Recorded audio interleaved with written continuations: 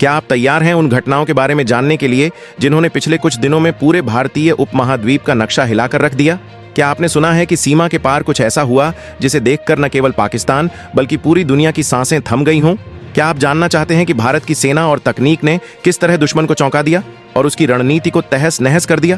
क्या सचमुच पीओके और एलओसी पर अब भारतीय नियंत्रण की कहानी बन रही है?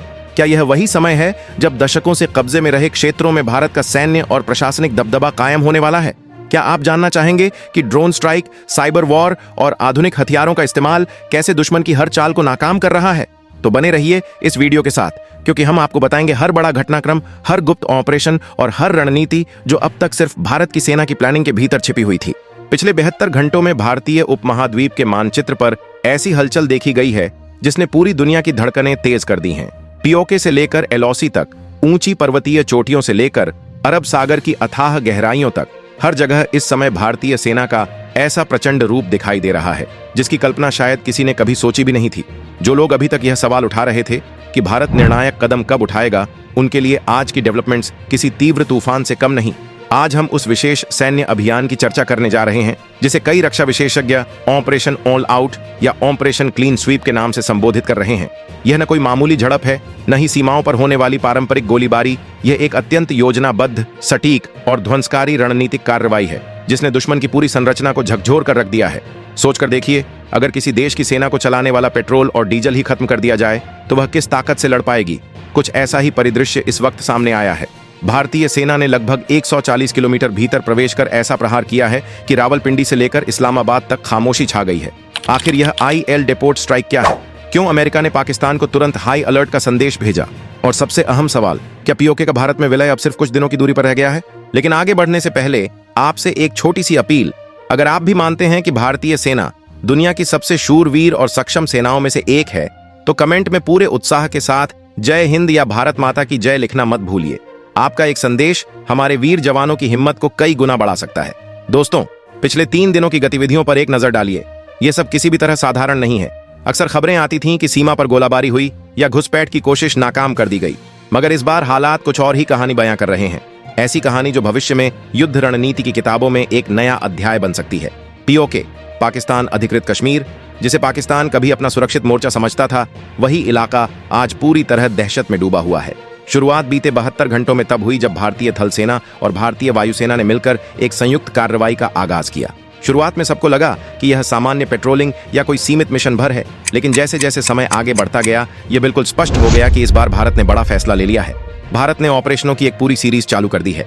एक के बाद एक क्रमबद्ध तरीके से पीओके के भीतर कई महत्वपूर्ण कार्रवाइयां अंजाम दी गई हैं। सबसे पहले भारतीय सेना ने उन रणनीतिक ठिकानों पर वार किया जो भारत की सुरक्षा के लिए लगातार चुनौती बने हुए थे। बेहद सटीक खुफिया जानकारी और पिन पॉइंट एक्यूरेसी की मदद से इन ठिकानों को पूरी तरह नेस्तनाबूद कर दिया गया। मगर यह तो बस शुरुआती कदम था। असल खेल इसके बाद शुरू हुआ। भारतीय आर्म्ड फोर्सेज ने एक ऐतिहासिक और अप्रत्याशित कदम उठाते हुए पीओके के लगभग 150 किलोमीटर के दायरे सामरिक बढ़त हासिल कर ली है। सोचकर देखिए, 150 किलोमीटर की गहराई वही क्षेत्र है जिसे दुश्मन अपनी सबसे सुरक्षित पनाहगाह मानता था, और आज वही इलाका भारतीय रणनीति के प्रभाव में आ चुका है। लेकिन मौजूदा स्थिति यह बता रही है कि अब सिर्फ एलओसी ही नहीं बल्कि पीओके के भीतर भी पाकिस्तान को भारी शर्मिंदगी झेलनी पड़ रही है। पिछले 48 घंटों की जानकारी यह दिखाती है कि पाकिस्तान के अनेक इलाकों में लगातार ब्लैकआउट की स्थिति बनी हुई है। बिजली गायब, नेटवर्क डाउन, संचार व्यवस्था अस्त व्यस्त। ये कोई साधारण तकनीकी खराबी नहीं बल्कि भारत की उस नई रणनीति का हिस्सा है जिसे आधुनिक युद्ध कला में इलेक्ट्रॉनिक वॉरफेयर और साइबर वॉरफेयर कहा जाता है। पाकिस्तान के सैन्य कमांड सेंटर्स एक दूसरे से संवाद तक नहीं कर पा रहे हैं। उनके रडार सिस्टम, वायरलेस उपकरण, सब कुछ मानो अचानक से जड़ हो गया हो। भारत ने उनके संचार ढांचे को पूरी तरह अवरुद्ध कर दिया है। यह वही नया भारत है जो सिर्फ परंपरागत हथियारों पर निर्भर नहीं बल्कि तकनीक के दम पर दुश्मन को मजबूर कर रहा है। दोस्तों, अब अपने दिल को थोड़ा संभाल कर बैठिए, क्योंकि जो अपडेट अब सामने आया है उसने वैश्विक रक्षा विश्लेषकों को पूरी तरह चौंका दिया है। इस बार भारत ने दुश्मन के दिल पर सीधा प्रहार किया है। युद्ध में कहा जाता है कि जीतना है तो विरोधी की सप्लाई लाइन काट दो, और भारत ने बिल्कुल यही किया। रणनीतिक दृष्टि से, जिसे स्ट्रेटेजिक प्लानिंग कहा जाता है, भारत ने पाकिस्तान के सबसे महत्वपूर्ण और सबसे संवेदनशील ठिकाने पर वार किया है, और वह ठिकाना है उनका आईएल डिपो। जी हां, वही विशाल तेल भंडार जिससे पाकिस्तान की पूरी सेना ऊर्जा प्राप्त करती है। जानकारी के लिए बता दें कि यह आईएल डिपोट एलओसी और पीओके से लगभग 140 किलोमीटर दूर स्थित था। यह कोई साधारण पेट्रोल पंप नहीं था, बल्कि वह प्रमुख केंद्र था जहां से पाकिस्तान अपनी सैन्य गतिविधियों को गति देता था। सोचकर देखें, एक फाइटर जेट को उड़ान भरने के लिए क्या चाहिए? एटीएफ यानी एविएशन टरबाइन फ्यूल। एक टैंक को, चाहे वह तपते रेगिस्तान में दौड़ रहा हो या बर्फीले पहाड़ों में चढ़ रहा हो, चलने के लिए सबसे पहले क्या चाहिए? डीजल। और सेना की गाड़ियों व रसद वाहनों को आगे बढ़ाने के लिए भी क्या आवश्यक है? ईंधन। यही वजह थी कि यह ऑयल डिपो पाकिस्तान की युद्धक मशीनरी का दिल माना जाता था। यहीं से उनके फाइटर जेट्स को ईंधन मिलता था, यहीं से उनके टैंकों की ऊर्जा पूरी होती थी। यह जगह किसी साधारण भंडारण केंद्र से कहीं अधिक एक पूरा सैन्य आर्म्स बेस और लॉजिस्टिक्स हब थी। पाकिस्तान आर्मी के लगभग हर हेडक्वार्टर्स तक तेल की सप्लाई इसी डिपो से भेजी जा रही थी। और सिर्फ सेना ही नहीं, खुफिया इनपुट बताते हैं कि इसी तेल केंद्र की आड़ में पाकिस्तान कई आतंकी संगठनों को भी समर्थन पहुंचा रहा था।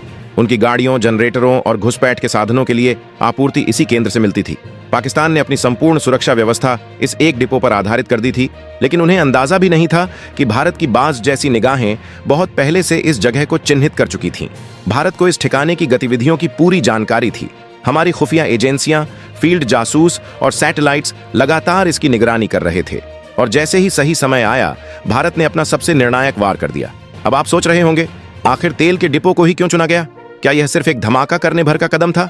नहीं दोस्तों, इसके पीछे भारत की गहरी रणनीति छिपी है। इस ऑयल डिपो को निशाना बनाने का अर्थ है पाकिस्तान की सेना को लगभग असहाय बना देना। जैसे ही यह सूचना सामने आई कि भारत ने लगभग 140 किलोमीटर भीतर प्रवेश कर इस डिपो को मिट्टी में मिला दिया है, पाकिस्तान के सत्ता गलियारों में अफरा तफरी मच गई। वहां की सरकार से लेकर सेना तक पूरी तरह विचलित हो चुकी है। उन्हें यह समझ ही नहीं आ रहा कि इस स्थिति का जवाब किस तरह दिया जाए।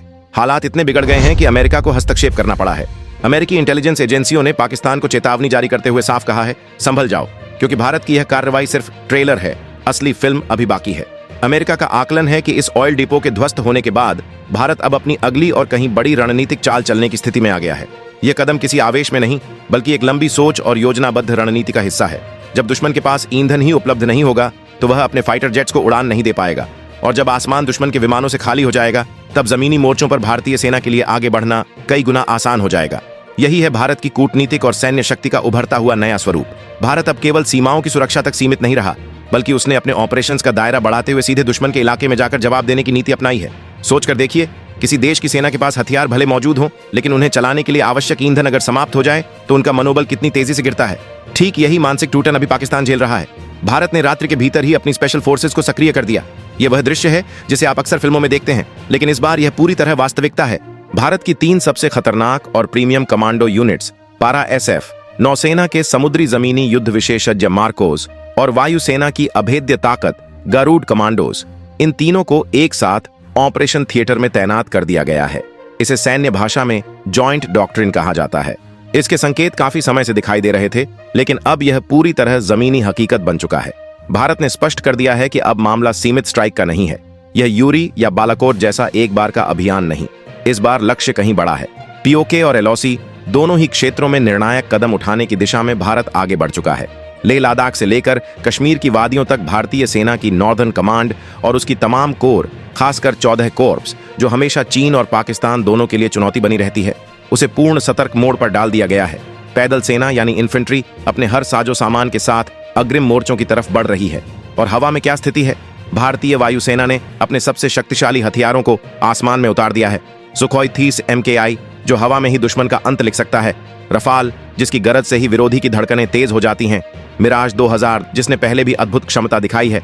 और भारत का स्वदेशी गौरव LCA तेजस, इन सबको विभिन्न एयरबेसों से उड़ान के आदेश जारी कर दिए गए हैं। यह केवल पेट्रोलिंग नहीं, बल्कि हवाई क्षेत्र में भारत की पूर्ण डोमिनेंस स्थापित करने की उड़ानें हैं। जैसे ही भारत ने अपना पूरा फोकस पीओके और LOC के भीतर केंद्रित किया, पाकिस्तान की धड़कनें तेज हो गईं। भारत की रणनीति बिल्कुल स्पष्ट थी। पहले दुश्मन की आंखों से दृष्टि छीनो, फिर उसके कदम रोक दो और आखिर में उसके नियंत्रण को जकड़ लो, जिसे आमतौर पर सर्जिकल स्ट्राइक कहा जाता है। इस बार वह कहीं बड़े स्तर पर दुश्मन की जड़ें हिलाने का कार्य कर रही है। भारत ने जिस ऑयल डिपो को निशाना बनाया, उसने पाकिस्तान की पूरी युद्ध प्रणाली यानी उनकी वॉर मशीन को पंगु कर दिया। यही वही केंद्र था जहां से LOC पर फायर करने वाली तोपों को रसद दी जाती थी और घुसपैठ कराने वाले लॉन्च पैड्स तक सप्लाई भेजी जाती थी। यहां तक कि उन विशेष वाहनों का ईंधन भी इसी डिपो से भेजा जाता था, जिनकी मदद से आतंकी पहाड़ों में ऊपर तक चढ़ते थे। अब जब यह स्रोत ही समाप्त हो गया, तो समझ लीजिए कि उनकी सप्लाई लाइन पूरी तरह टूट चुकी है। इसका सामरिक महत्व बहुत गहरा है। एक प्रमुख रिफ्यूलिंग सेंटर के खत्म होने का मतलब है कि अब पाकिस्तान को अपनी सेना को LOC पर भेजने या किसी बड़ी गतिविधि को अंजाम देने के लिए सैकड़ों किलोमीटर दूर स्थित अपने बड़े शहरों से ईंधन मंगवाना पड़ेगा। उन टैंकरों के पहाड़ों तक पहुंचने में कई दिन लगेंगे और इसी बीच जो समय भारत को मिलेगा वही भारत का गोल्डन आवर साबित होगा। इस दौरान पाकिस्तान न तो अपने फाइटर जेट्स को एलओसी के आसमान में तैनात कर सकेगा और न ही भारत से पीओके के भीतर किसी तरह का हवाई मुकाबला कर पाएगा। यहां तक कि पाकिस्तान की वह टैंक रेजिमेंट जिस पर उन्हें बेहद गर्व था, अब ईंधन खत्म होने के कारण लोहे के बेकार डिब्बों में बदलकर रह गई है। बिना फ्यूल के कोई भी टैंक 1 इंच तक आगे नहीं बढ़ सकता और जब तक पाकिस्तान तेल की व्यवस्था करेगा तब तक भारतीय सेना अपनी पोजीशन को इतना मजबूत कर चुकी होगी कि उनके लिए वापसी जैसी कोई गुंजाइश ही नहीं बचेगी। यही है भारत की असली मास्टर प्लानिंग। जैसे ही यह डेपो ध्वस्त हुआ, पाकिस्तान की फौज में मानो भूचाल आ गया। उनकी आर्म्ड फोर्सेस को यह साफ समझ आ गया कि भारत अब पीछे हटने वाला नहीं है और यह कार्रवाई सिर्फ तेल के केंद्र तक सीमित नहीं रहने वाली। भारत ने बिल्कुल स्पष्ट संदेश दे दिया है कि अब हम सिर्फ पीओके की सीमा पर ठहरेंगे नहीं। पीओके के भीतर मौजूद आतंकी अड्डों में इस समय घबराहट की स्थिति है। जिन सरगनाओं को कल तक लगता था कि वे सुरक्षित ठिकानों में बैठे हैं, आज वही अपनी जान बचाने के लिए छुपने की जगह खोज रहे हैं, क्योंकि भारतीय सेना ने इस बार सर्जिकल स्ट्राइक से भी कई गुना बड़ा, अधिक व्यापक और बेहद समन्वित ऑपरेशन शुरू कर दिया है। इस पूरे अभियान के तार हाल ही में दिल्ली और अन्य स्थानों पर पकड़ी गई आतंकी साजिशों से भी जुड़े माने जा रहे हैं। जांच एजेंसियों के हाथ लगे संकेतों ने यह साफ कर दिया कि इस साजिश में वैश्विक आतंकी नेटवर्क, खासतौर पर आईएसआईएस की सहभागिता की आशंका गहरी है। इसी वजह से भारत ने अब एक नई रणनीति को सक्रिय कर दिया है, जिसे विशेषज्ञ संयुक्त हथौड़ा नीति या जॉइंट हैमर स्ट्रैटेजी कह रहे हैं।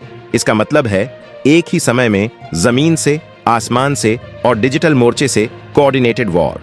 भारत की साइबर यूनिट ने पाकिस्तान की सैन्य कम्युनिकेशन चेन को इस हद तक निष्क्रिय कर दिया है कि उनकी यूनिट्स आपस में बात करने के लिए लगभग आदिम तरीकों पर उतर आई हैं। इस भ्रम और तकनीकी अंधेरे का फायदा भारतीय स्पेशल फोर्सेस बखूबी उठा रही हैं। क्या आप जानते हैं कि एलओसी के नजदीक मौजूद कुल 17 प्रमुख लॉन्चिंग पैड्स को एक साथ टारगेट किया गया है? हाँ, पूरे 17 ठिकाने, जिन्हें मिसाइलों और प्रिसीजन ड्रोन स्ट्राइक के जरिए कुछ ही मिनटों में खंडहर में बदल दिया गया। ये ड्रोन आमतौर पर दिखने वाले छोटे यूएवी नहीं, बल्कि हाईटेक कमिकाजे ड्रोन्स और उन्नत सर्विलांस ड्रोन हैं, जो अपने लक्ष्य को लगभग शून्य त्रुटि के साथ भेदते हैं। और दोस्तों, समुद्र की दिशा को नजरअंदाज मत कीजिए। भारतीय नौसेना का योगदान भले ही आपकी टीवी स्क्रीन पर खुलकर न दिखे, लेकिन असल जंग में वह एक निर्णायक भूमिका निभा रही है।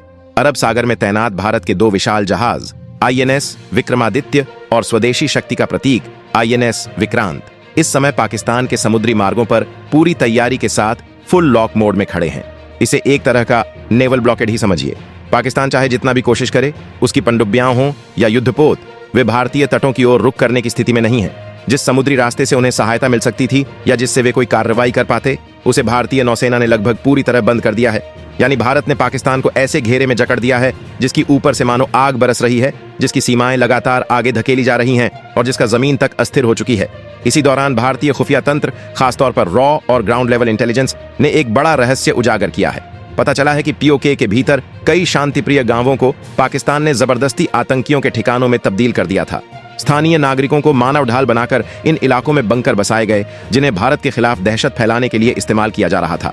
इस बार भारत ने निश्चय कर लिया है कि केवल आतंकियों का सफाया ही नहीं, बल्कि उस पूरी मशीनरी, उस पूरे ढांचे को खत्म करना है जो आतंकवाद को पनाह देता है। इसलिए अब उद्देश्य सिर्फ ठिकानों को उड़ाना नहीं, बल्कि वहां प्रशासनिक नियंत्रण यानी एडमिनिस्ट्रेटिव कंट्रोल स्थापित करना है। एलओसी के केरन सेक्टर, उरी, कुपवाड़ा, पुंछ और राजौरी जैसे संवेदनशील क्षेत्रों में भारतीय सेना ने अपनी भारी मारक क्षमता वाली आर्टिलरी, जैसे शक्तिशाली बोफोर्स और प्रचंड हॉविट्जर्स को सक्रिय कर दिया है। इन तोपों की एक गर्जना ही पाकिस्तान की चौकियों को कुछ ही पलों में मिट्टी में मिला देने के लिए काफी होती है। आप यह वीडियो देख ही रहे होंगे, तब तक संभव है कि पाकिस्तान के कई और बंकर जमीन हो चुके हों। अपनी पुरानी आदत के मुताबिक पाकिस्तान ने जवाबी गोलीबारी की नौटंकी करने की कोशिश तो की, लेकिन इस बार नतीजा पूरी तरह उलट था। उनकी हर गोली का जवाब भारत ने सीधा गोले से दिया। पाकिस्तान का यह पलटवार नाकाम रहा, क्योंकि भारतीय सेना अब पुराने ढर्रे पर नहीं चल रही। अब यह टिट फॉर टैट नहीं, बल्कि रणनीतिक आधिपत्य है। भारतीय सेना की माउंटेन ब्रिगेड, जिसे पहाड़ी युद्ध क्षमता में दुनिया में सबसे श्रेष्ठ माना जाता है, उसने रात की घोर अंधेरी में ऐसा अभियान अंजाम दिया है जिसने पाकिस्तान ही नहीं, पूरी दुनिया को हैरत में डाल दिया है। पीओके के 3 अहम सामरिक ठिकानों, जिन्हें आप कोडनेम तमा, जावा और मंदिर पॉइंट के रूप में समझ सकते हैं, को अपने नियंत्रण में लेने के लिए भारत ने एक साइलेंट इन्फिल्ट्रेशन ऑपरेशन शुरू किया। बिना किसी आवाज के, बिना दुश्मन को जरा सा भी अंदेशा दिए, भारतीय कमांडोज इन चोटीदार स्थानों तक पहुंच गए। और कमाल यह है कि महज चंद पलों में, लगभग 1.5 घंटे से भी पहले, इन ऊंचाइयों पर भारत का तिरंगा लहरा उठा। यह सूचना जब पाकिस्तान की सैन्य कमान तक पहुंची तो वहां खलबली मच गई।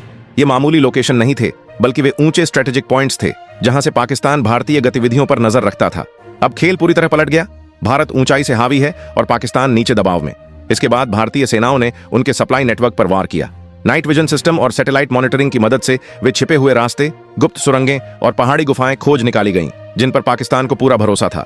पाकिस्तान की योजना थी कि इन्हीं अंडरग्राउंड ट्रैक्स से आतंकियों को भेजा जाए, लेकिन भारत के थर्मल स्कैनर्स ने अंधेरे में भी उनके शरीर की ऊष्मा पकड़ ली। आईएसआरओ के हाई रेजोल्यूशन डेटा और भारतीय ड्रोन के रियल टाइम विजुअल्स की सहायता से उन सभी रूट्स पर एक के बाद एक सटीक पिन पॉइंट स्ट्राइक्स की गईं, जिससे पाकिस्तान का पूरा गुप्त मार्ग तंत्र ध्वस्त हो गया। भारत ने उन पुलों और मार्गों को पूरी तरह ध्वस्त कर दिया जो इन आतंकी ठिकानों को एक दूसरे से जोड़ते थे। अब हालात यह हैं कि वे आतंकी वहीं कैद होकर रह गए हैं, न आगे बढ़ सकते हैं न पीछे हट सकते हैं। दोस्तों, यह है भारत की बहुस्तरीय रणनीति का असली रूप। एक और आईएनएस विक्रमादित्य कच्छ की दिशा से होते हुए पाकिस्तान की समुद्री चौखट को घेर चुका है, वहीं जमीनी मोर्चे पर भारतीय थल सेना लगातार आगे बढ़ रही है। पाकिस्तान चाहे समुद्र का सहारा लेकर भागने की कोशिश करे या कोई नई चाल चले, भारत की निगरानी इतनी पैनी है कि उसकी हर हरकत सबसे पहले यहीं पकड़ी जाएगी।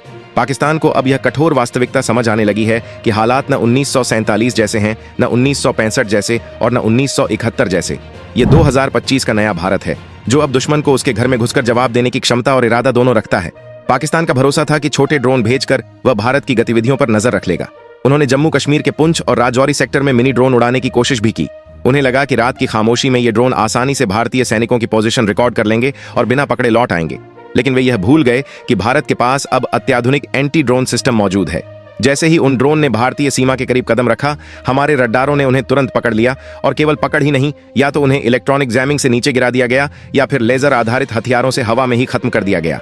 पाकिस्तान की जासूसी की यह योजना वहीं ढह गई। उल्टा अब वह खुद भारतीय निगरानी के घेरे में है। और अब आती है वह खबर जो पाकिस्तान के लिए किसी दुस्वप्न से कम नहीं। आमतौर पर चारों तरफ से घिरने को सिर्फ एक कहावत समझा जाता है, लेकिन इस बार यह वास्तविकता बन चुकी है। भारत समंदर और आसमान दोनों मोर्चों पर दबाव तो बना ही रहा है।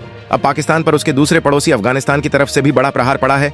जिस तालिबान को कभी पाकिस्तान ने अपने हितों के लिए इस्तेमाल किया, उसे सहारा दिया, उसे पनाह देकर ताकतवर बनाया, आज वही तालिबान पाकिस्तान की गर्दन पर सवार होकर उसे उल्टा घसीट रहा है। हाल ही में अफगानिस्तान के विदेश मंत्री की भारत यात्रा और हुई कूटनीतिक बातचीत के बाद जो संकेत सामने आए हैं, वे पाकिस्तान के लिए किसी बड़े खतरे की घंटी से कम नहीं। तालिबान प्रशासन ने ड्यूरंड लाइन यानी पाकिस्तान अफगानिस्तान की सीमा पर अपनी तैनाती और गतिविधियां जबरदस्त तरीके से बढ़ा दी हैं। खबरें साफ बताती हैं कि उन्होंने पाकिस्तान के कई बॉर्डर पोस्ट पर धावा बोल दिया है और कई जगहों पर उन्हें घेरने की तैयारी पूरी कर ली है। देर रात आई रिपोर्टों में इस बात की भी पुष्टि होती है कि सीमा पर भारी हथियारों से गोलीबारी हुई है और हालात बेहद तनावपूर्ण हैं। अब पाकिस्तान की स्थिति की कल्पना कीजिए। पूरब में भारत की विशाल और सक्रिय सैन्य शक्ति, पश्चिम में तालिबान का प्रहार, दक्षिण की तरफ समुद्र में भारतीय नौसेना का मजबूत घेरा और ऊपर आसमान में भारतीय वायुसेना की दहाड़।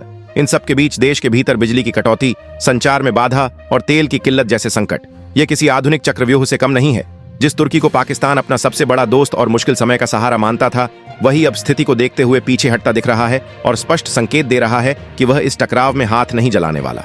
भारत की कूटनीति ने इस बार ऐसा प्रभाव छोड़ा है कि दुनिया के बड़े शक्तिशाली देश या तो खुलकर भारत के साथ खड़े हैं या फिर रणनीतिक चुप्पी साधे हुए हैं। इस पूरे अभियान में भारत ने सिर्फ सैन्य कौशल नहीं दिखाया, बल्कि रणनीतिक बुद्धिमत्ता का भी उत्कृष्ट उपयोग किया। हमारी साइबर यूनिट्स ने जो ऑपरेशन अंजाम दिए, वे आने वाले वर्षों में वैश्विक सैन्य स्कूलों में उदाहरण बनकर पढ़ाए जाएंगे। पाकिस्तान के अलग अलग सैन्य केंद्रों पर सटीक साइबर हमले करके उनके संचार नेटवर्क को ठप कर देना, यही वह पहला वार था जिसने जीत की दिशा तय कर दी।